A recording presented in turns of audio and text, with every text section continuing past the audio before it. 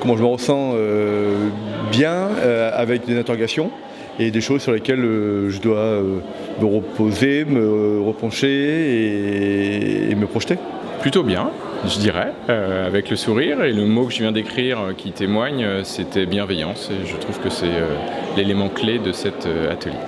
Un retour en arrière qui était un peu inattendu et du coup voilà, ça me laisse perplexe là en sortie de séance. Je suis contente, mais je pense que ça va me faire réfléchir en fait. C'est-à-dire que là c'est une ébauche et que les questions elles vont continuer à se poser avec des réponses qui vont venir, j'espère naturellement pour certaines. Mais en tout cas voilà, il y a des questions qui restent dans un coin de ma tête, ouais, ça c'est sûr. Donc dans cet atelier, on a pris le temps de se rencontrer, d'être en relation. On a pris le temps, je dirais, aussi de voyager à travers un peu ces formes d'hypnose et de réfléchir à qui on était pour pouvoir plus facilement se réconcilier avec l'être que l'on est. Et ça a permis une approche bienveillante à la fois de réflexion et de partage pour faire les choix les plus adaptés. Ce que je trouvais très intéressant, c'est effectivement l'histoire de la roue, effectivement, qui permet de reprendre certaines choses qui nous concernent aussi bien en tant qu'individu, homme, qu'en tant que manager, et essayer de voir comment on peut essayer de combiner cette harmonisation et de voir sur quel levier on doit jouer, travailler pour essayer que ce soit presque une roue parfaite, en tout cas la plus confortable intellectuellement et physiquement parlant. Sur l'autre partie qui était effectivement l'étoile, c'est un peu plus compliqué parce que là on est vraiment sur quelque chose de personnel et c'est pas, je pense, facile d'échanger avec un manager ou avec des collaborateurs, parce que les collaborateurs échangent ou nous-mêmes parfois plus facilement sur les réseaux sociaux, et se confier et s'ouvrir sur des choses personnelles, ça peut être très dur. Donc il faut vraiment avoir une histoire de confiance et juste avoir une écoute et pas dans le jugement. Et effectivement après de prendre le temps d'analyser, d'échanger, de reprendre effectivement des conversations sur ces différents items. Donc l'une des choses principales que je retiens de cet atelier, c'est la connaissance de soi, c'est la conscience de soi. Et c'est suivre avant tout ses émotions. La combinaison à la fois vécue personnelle des émotions et l'outil concret que l'on peut réexploiter dans un autre contexte est intéressante. Ça donne des pistes évidemment personnelles mais aussi professionnelles, individuelles et collectives. En ce qui concerne notamment la roue de l'harmonie, ça c'est quelque chose qui est concret.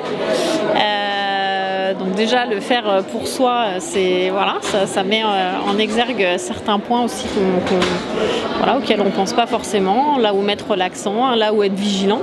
Et du coup, je sais que de mon côté, je vais le mettre en application avec l'équipe pour se rendre compte un petit peu, peut-être des besoins des uns et des autres et des sensibilités des uns et des autres. Ouais. Moi, j'ai marqué happy sur le tableau. C'est un grand moment de bonheur. Ces moments où on revient vers soi, vers son enfant intérieur. Je l'avais déjà fait, mais j'ai vraiment aujourd'hui vécu ce moment-là en retrouvant la petite fille que j'étais. Et je l'ai même vue dans une robe dont je me souviens encore. Elle avait cette petite fille 8-9 ans, elle était jaune orangée. Il y avait cette lueur dans les yeux que la petite fille avait. Il y avait cette envie de liberté, d'indépendance, d'ouverture. Je veux dire, on faisait les choses en se posant tellement moins de questions. Et ce que j'ai vraiment apprécié dans ce moment, c'est que j'ai, avec le suivi qui était fait, c'est que j'ai vraiment eu l'impression de le vivre. Donc voilà cette expérience.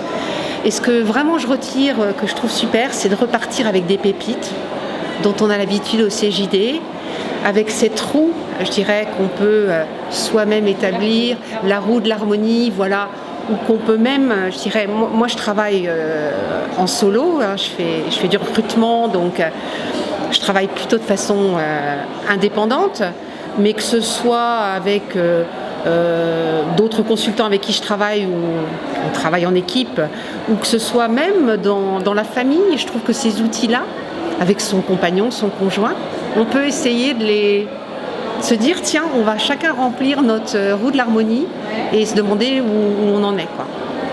Et puis une autre chose que j'ai aussi beaucoup appréciée, c'est sur cette ligne de vie avec ces âges, je dirais. Alors moi, je faisais partie de la ligne plutôt à droite.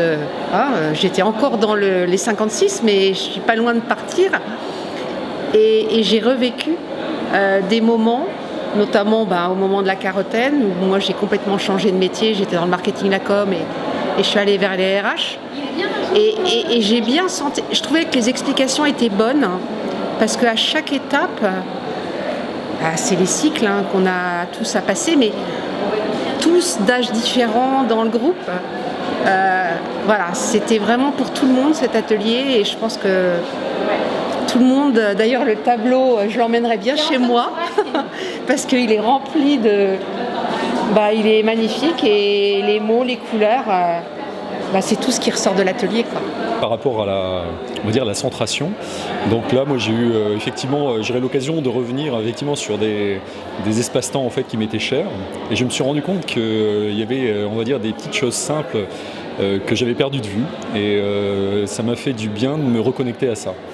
Et du coup je me vois effectivement je dirais dans le management de mes équipes, ne serait-ce que sur effectivement l'authenticité, et je pense que effectivement c'est une des qualités premières du manager de demain, c'est d'être authentique, et je me dis que des fois je suis un peu dans l'imposture et d'autres fois je suis dans l'authenticité, donc voilà, j'arrive à naviguer entre les deux, mais je pense qu'il faut avoir effectivement un cap et se dire que pas de transiger sur qui on est vraiment. Se connaître soi-même, c'est apprendre à connaître les autres et à les aider à se connaître aussi.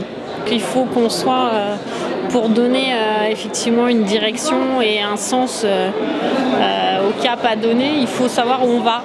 Et pour savoir où on va, il faut savoir qui on est. Ça, je pense que c'est une certitude. Ouais.